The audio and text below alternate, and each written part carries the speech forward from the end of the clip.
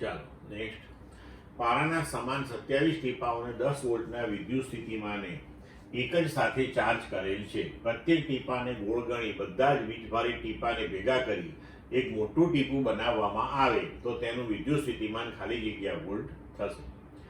વિકલ્પ આપ્યા છે એ 10, B 40, C 160 અને D 90.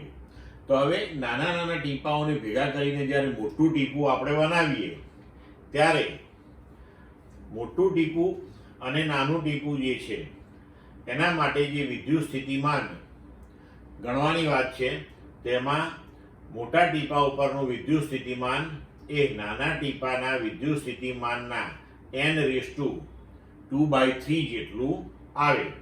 તો n અહીંયા 27 ટીપાઓ કયા છે એટલે જે ટીપાઓને આપણે ભેગા કર્યા છે એ ટીપાઓની સંખ્યા છે 27/2/3 × 10. તો 27/2/3 એટલે 27 ની 1/3 કરીએ તો 3 થશે અને 3 નો વર્ગ કરીએ તો 9, એટલે કે આપણો જવાબ આવશે 90 વોલ્ટ. એટલે કે વિકલ્પ પ્રમાણે આપણો જવાબ થશે ડી.